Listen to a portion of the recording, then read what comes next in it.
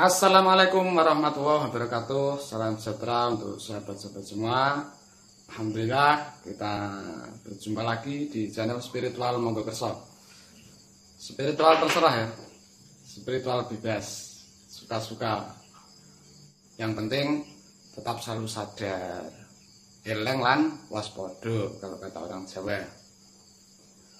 Oke, ini barusan ya ada yang tanya sama saya, ada yang japri lewat WA ya. Permasalahannya dia itu sedang mengalami ketakutan. Di sini permasalahannya adalah masalah hutang. Yang menjadi ketakutan dia, yang menjadi kekhawatiran dan kecemasannya adalah nanti kalau hutangnya belum lunas, sedangkan sudah keburu mati ya, meninggal dunia, terus gimana nanti nasib saya, Pak? Nah, dia tanya seperti itu. Karena dia sudah tahu, sudah mengetahui tentang bagaimana kondisi orang yang mati, sedangkan di saat dia mati, meninggal dunia itu masih meninggalkan hutang. Artinya dia tahu dari suatu ajaran agama ya khususnya ini di Islam, saya sendiri juga orang Islam ya. Itu kan ada suatu keterangan bahwa orang yang mati dalam keadaan meninggalkan hutang maka siksanya itu berat gitu. Ya pada intinya bisa dikatakan ini ya, dia akan dimasukkan ke dalam neraka sampai orang yang menghutangi itu ridho, mengikhlaskan, ibaratnya kan gitu. Nah, dari pengetahuan semacam itu, sehingga itu sangat menghantui pikirannya, menghantui dirinya, dan benar-benar membuat dia tertekan, intinya seperti itu. Terus di dalam kehidupannya dia itu tertekan dengan masalah itu ya, bagaimana nanti kalau saya ternyata ketika saya meninggal dunia saya meninggalkan hutang, sedangkan hutang ini wajib dibayar, kalau enggak di akhirat nanti saya wajib membayarnya. Dan ada juga suatu keterangan bahwa pahala orang yang berhutang ini nanti akan dipakai untuk membayar orang yang menghutangi, sehingga pahala yang seharusnya ini adalah memperoleh imbalan surga, karena sudah diberikan kepada orang yang menghutangi maka habislah pahalanya. Kalau nggak ada pahala, bagaimana bisa memperoleh surga, kan gitu. Dalam arti ya kebalikannya, pahalanya nggak ada, dosanya banyak, ya tentunya neraka ya, kan gitu. Oke, kebetulan saya pernah berdiskusi tentang masalah ini ya, hutang. Masalah bagaimana kondisi seseorang yang ketika mati meninggalkan hutang. Apakah akan benar-benar nantinya itu menjadi adabnya, siksanya? Apakah benar-benar nanti pahalanya akan habis untuk membayar hutang?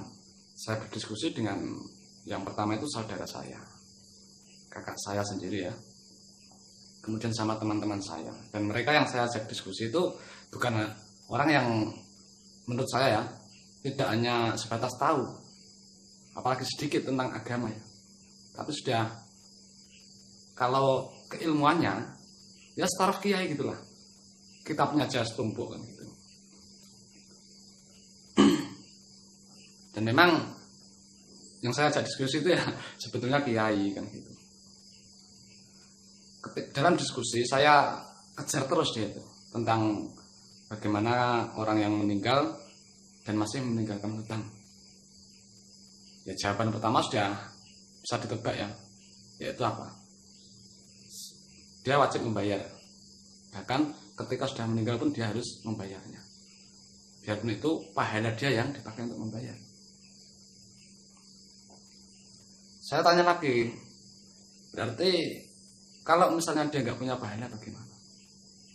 Yang pada inti jawabannya adalah dia akan disiksa sebagai tebusan ibaratnya. Dia akan dimasukkan ke dalam neraka sebagai tebusannya, sebagai bayarannya untuk membayar melunasi hutang-hutangnya itu. Oke, mungkin untuk yang ini bisa diterima ya. Saya kejar lagi, bukankah ada ahli waris? Bagaimana kalau ketika orang yang punya hutang ini meninggal, kemudian dihibahkan, diwariskan ya, dilimpahkan, dipindahkan tanggung jawabnya kepada anaknya? Jawabannya apa? Ya anaknya yang bertanggung jawab. Nah, kalau anaknya yang bertanggung jawab, berarti kan orang tua yang meninggal tadi, yang meninggalkan hutang, berarti kan sudah bebas dari tanggung jawab hutang. Jawabannya iya. Oke, bisa saya terima jawabannya, karena masuk akal juga ya. Kan sudah dilimpahkan tanggung jawabnya. Saya kejar lagi. Bagaimana kalau si anak yang sudah rela menerima diberikan tanggung jawab untuk membayar hutang, tapi ternyata sampai dia mati masih belum bisa membayarnya? Jawabannya adalah sama seperti yang pertama tadi. Tetap dia punya kewajiban membayar walau di akhirat. Prosesnya seperti yang tadi itu ya. Gitu. Saya kejar lagi. Bagaimana kalau anaknya lagi yang dilimpahi hutang? Bagaimana kalau anaknya lagi yang diberikan tanggung jawab untuk membayar hutang? Jawabannya ya bisa ditebak ya, pasti yang diberikan tanggung jawab itulah yang wajib membayar. Gitu. Nah, saya kejar terus. Kalau sampai ibaratnya manusia ini habis, mati semua ya, ternyata yang diwarisi hutang ini yang terakhir masih belum bisa membayar, bagaimana? Ini dia yang saya ajak diskusi itu sudah mulai kebingungan ini. Ya, meskipun jawaban pertama ya seperti itu tadi ya, tetap dia yang bertanggung jawab kan gitu. Nah, sekarang gini, ada istilah manusia wajib berikhtiar, wajib berusaha, tetapi hasilnya itu Allah yang menentukan. Ibaratnya kita sedang berikhtiar, berdagang, bekerja, supaya apa? Supaya kita memperoleh uang. Tapi kalau ternyata hasilnya tidak sesuai, itu kan di luar kemampuan kita, di luar batas kemampuan kita. Karena apa? Hasil itu Tuhan yang menentukan, bukan diri kita. Kita hanya perlu berusaha, kita hanya perlu berniat dan merealisasikan niat kita, yaitu mewujudkan niat kita, yaitu bekerja. Hanya itu. Kita hanya perlu bekerja dengan semaksimal mungkin. Soal hasil ya bukan wilayah kita, itu urusan Tuhan.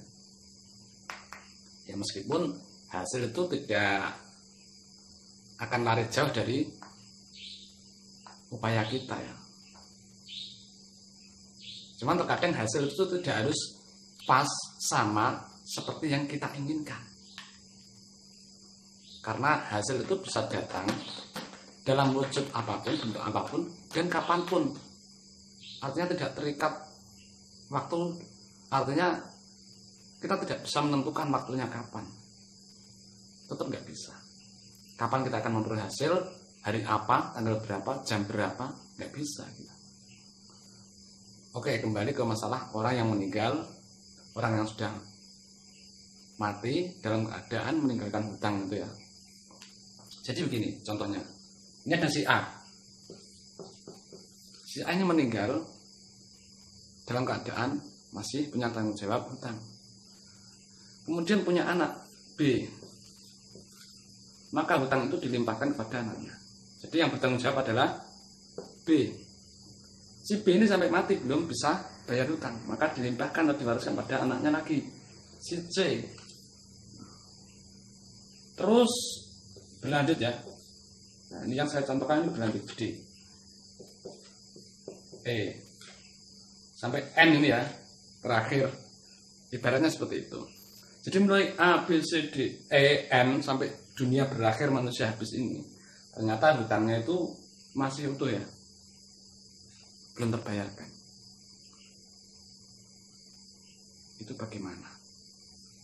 Nah di sini yang saya maksud bagaimana itu bukan hanya sekedar menerima si B, si C, D. Ini bukan hanya sekedar menerima, bukan hanya sebatas menerima secara lisan ibaratnya. Ya saya terima, saya tanggung jawab, bukan sebatas itu ya. Tapi semasa hidupnya, selama hidupnya ya, si B ini sudah berusaha semaksimal mungkin. Dia sudah berniatan dengan sungguh-sungguh niat membayar dan sudah berupaya berusaha. Tapi karena itu tadi ya, manusia tidak bisa menentukan hasilnya. Ternyata sampai dia mati, dia belum bisa menghasilkan sesuatu untuk membayar hutang. Sehingga sampai dilimpahkan ke si C. Si C ini juga sama melakukan seperti yang dilakukan si B. Dia sudah benar-benar mau bertanggung jawab membayar atau melunasi hutang. Dia sudah bertekad bulat untuk membayarnya, melunasinya. Dan niatnya sudah sungguh, sudah benar. Dan itu dibuktikan selama hidupnya dia bekerja keras, berusaha keras bagaimana caranya, berikhtiar ya, dan maksimal. Tapi ternyata apa? Endingnya sampai dia mati pun sama keadaannya seperti yang AB, masih belum bisa membayar hutang. Sudah dilimpahkan ke si D. Ini prosesnya sama dengan si B, C ini ya, sampai ke E, sama, sampai ke E sudah benar-benar tulus, rela menerima warisan hutang dan sudah bertekad bulat berniat untuk membayarnya. Kesungguhan niatnya, ketekatannya itu diwujudkan, dibuktikan dengan sungguh dalam wujud apa? Ikhtiar, berusaha. Segala macam cara dilakukan. Supaya apa? Supaya bisa melunasi hutang warisan. Ini juga sama, supaya bisa melunasi hutang warisan. Ini juga supaya bisa melunasi hutang warisan. Ini juga sama. Sudah berikhtiar semaksimal mungkin, segala macam cara dilakukan. Segala macam cara dilakukan. Supaya apa? Bisa membayar hutang. Dan pada yang terakhir ini, katakanlah ini dunia sudah berakhir, kiamat yang didefinisikan sebagai sudah akhir dari kehidupan ya, segala kehidupan di dunia ini ya, intinya sudah musnah, lenyap semua, berarti sudah nggak ada kehidupan, nggak ada manusia, semua sudah musnah. Ternyata sampai di sini, sampai dalam keadaan seperti itu ya, ini masih belum bisa membayar hutang. Saya tanya, bagaimana itu? Jadi ketika diskusi ya mikir ya, mikirnya tuh gimana jawabnya? Soalnya apa?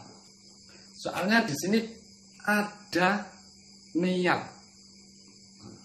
ada kesungguhan niat, dan kesungguhan itu benar-benar dibuktikan terwujud nyata dalam wujud ikhtiarnya. Tapi ternyata masih belum bisa juga, dan kembali kepada hasil, yaitu itu wilayah Tuhan, bukan manusia, tidak bisa menentukan. Jadi bagaimana ini?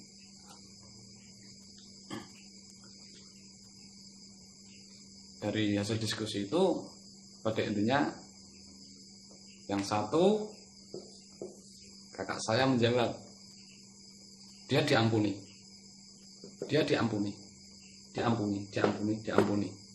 Kali ini sudah jelas, sudah bebas ya, sudah terbebaskan sejak dia meninggal dan hutang diwariskan ke si B. Tapi untuk si B, C, D ini mereka semua diampuni. Karena apa? Karena mereka sudah bersungguh-sungguh. Sedangkan hasil Tuhan yang menentukan. Itu. Kecuali ya, kalau yang diwarisi hutang ini mereka tidak benar-benar tanggung jawab, tidak bersungguh-sungguh di dalam memenuhi tanggung jawabnya. Nah, itu sudah beda lagi. Istilahnya itu ya itu yang nggak tanggung jawab ya, apa bahasanya itu, seenaknya sendiri, dia nggak peduli. Dalam arti nggak peduli itu memang karena nggak mau berusaha, nggak ada niatan, tidak ada kesungguhan niat, itu beda lagi. Tapi kalau sudah ada niat yang sungguh, nah itu sudah ada nilai tersendiri. Karena innamal a'malu binniyat, segala sesuatu amal perbuatan itu dinilainya itu ya dari niatnya, kesungguhannya. Anda bersedekah, Anda melakukan sholat, Anda berzikir, Anda melakukan amal ibadah apapun, itu yang dinilai bukan gerakan lahiriahnya, tapi niatnya. Ikhlas apa enggak, tulus apa enggak, kan gitu. Sama-sama bersedekah, kalau hanya untuk pamer supaya dipuji orang, kalau hanya karena supaya dikenal orang, supaya untuk memperoleh kemudahan bagi perjalanannya, memperoleh keuntungan, dengan orang yang bersedekah dengan niat tulus bersedekah, itu secara lahiriahnya kan sama. Yang membedakan adalah niatnya. Bisa dipahami ya. Jadi jawaban kakak saya tuh nih, mereka diampuni. Kalau yang lain tadi nggak bisa menjawab, yang lain nggak bisa menjawab ya. Yang bisa menjawab tuh kakak saya, mereka diampuni. Dan saya setuju dengan jawaban kakak saya. Karena apa? Rahmat Allah, pengampunan Allah itu melampaui murkanya. Pengampunan dan rahmat Allah itu mendahului murkanya. Jadi kalau Allah sudah mengampuni, Allah merahmati, nggak ada itu murka, siksa atau apa itu nggak ada. Di dalam pengampunan Allah itu nggak ada siksa, nggak ada murka. Jadi segala macam yang kita pikir sebagai adab, siksaan, sesuatu hal yang menderitakan atau apalah, itu tidak ada apa-apanya dibanding dengan besarnya, agungnya pengampunan Allah, rahmat Allah, kasih sayang Allah. Saya ibaratkan begini, senakal apapun anak Anda, tapi ketika ada cinta kasih di dalam hati Anda untuk anak Anda nggak akan menghukum anak Anda. Anda akan tetap mengasihi dan menyayangi anak Anda, bahkan minta apapun dikasih kan gitu. Itulah kehebatan kasih sayang, cinta, rahmat Allah itu ya. Gitu. Jadi untuk teman-teman, ini saya tidak mengajari untuk tidak bertanggung jawab di dalam masalah hutang ya. Saya menyampaikan ini hanya sebatas supaya apa? Jangan terlalu takut, jangan terlalu khawatir, jangan terlalu cemas, terlalu panik. Perhatikan kata terlalu ya. Jangan terlalu. Orang itu kalau terlalu panik, khawatir, terlalu ketakutan meskipun itu masalah ini ya, hal-hal yang berkaitan dengan dosa misalnya, itu sebetulnya tidak baik. Tidak baiknya bagaimana? Tidak baiknya bagaimana? Dia itu terlihat seolah-olah tidak melihat rahmat Allah, tidak melihat pengampunan Allah, maghfirah Allah yang begitu besar. Apakah dia tidak melihat kalau Allah itu Rahman Rahim, Maha Pengampun, Maha Penyayang, sehingga dia harus tertekan, harus depresi, sehingga dia harus hidup di dalam penderitaan, di dalam ketakutan, hanya takut dengan permasalahannya itu. Jangan hanya melihat murkanya, lihatlah kasih sayangnya, pengampunannya, cintanya, maghfirahnya Allah. Lihat itu. Sebesar apapun dosa kita, sebejat apapun kita, kalau kita benar-benar mau memohon ampun, sudah pasti diampuni. Kita harus yakin kalau Allah itu mengampuni. Kalau kita nggak yakin ya malah salah lagi. Karena Allah itu memang benar-benar Maha Pengampun, Maha Pengasih dan Penyayang. Jadi kita harus benar-benar yakin 100%, hakul yakin ini, tidak boleh tidak. Oke, jadi gitu ya. Saya tidak mengajari Anda kemudian karena tahu ternyata kalau seperti ini prosesnya nanti saya nggak akan masuk neraka, nggak akan disiksa gara-gara tidak bisa membayar hutang. Saya tidak mengajari seperti itu ya. Karena ada syarat dan ketentuan yang berlaku, yaitu apa? Kesungguhan niat, dan itu diwujudkan dalam wujudlah secara lahiriah, dalam ikhtiarnya, usahanya. Soal kebenaran niat kita nggak ada yang tahu ya. Artinya hanya diri kita yang tahu, yang bisa merasakan kesungguhan niat kita. Kalau kita sudah bersungguh-sungguh namun masih belum sesuai, ya mau gimana lagi? Kembali ke berserah diri, pasrah total, menyerahkan segala permasalahan kita kepada Allah. Serahkan apapun permasalahan kita, termasuk masalah terbebani hutang. Ya mau gimana lagi? Kita harus mengakui diri kita ini tiada daya, tiada upaya. kita nggak bisa apa-apa. La haula wala quwata illa billah.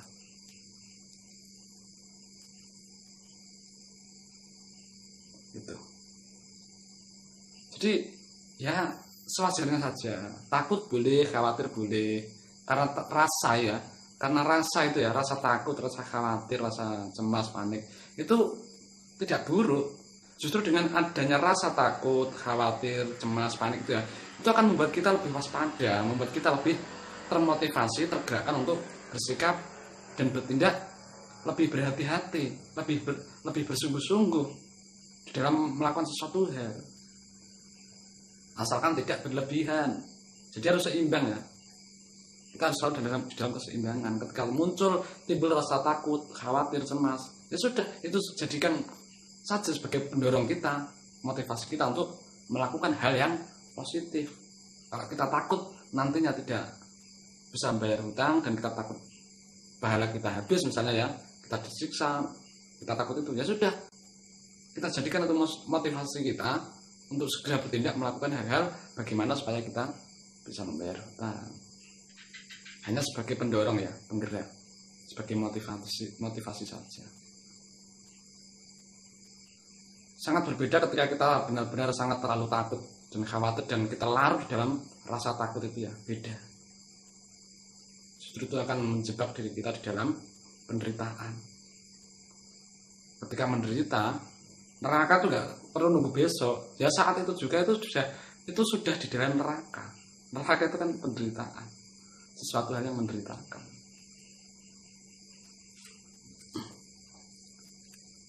Oke, sekali lagi tidak usah terlalu takut. Buat nyantai saja, rileks. Yang penting kita tetap melakukan apa yang harus kita lakukan untuk mengatasi permasalahan kita. Tapi itu tadi ya, jangan diliputi rasa yang terlalu panik, khawatir, takut itu ya, tidak usah. Kita harus melihat sisi-sisi lain yang membuat kita itu tentram, damai, tenang. Apa? Ya kita lihat bahwa Allah itu Maha Pengampun, Maha Pengasih, Penyayang. Nggak mungkin Allah akan membuat diri kita menderita. Karena hakikatnya Allah itu Maha Pengasih dan Penyayang.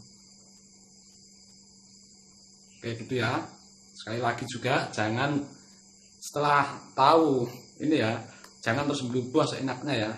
Nah, itu beda lagi kalau Anda berubah seenaknya, semaunya sendiri, nggak mau tanggung jawab. Nah itu justru akan membuat Anda tersiksa nantinya.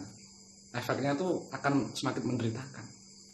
Ya kalau di akhirat ya bisa jadi memang benar-benar Anda akan disiksa karena tidak ada tanggung jawab terhadap hutang itu tadi.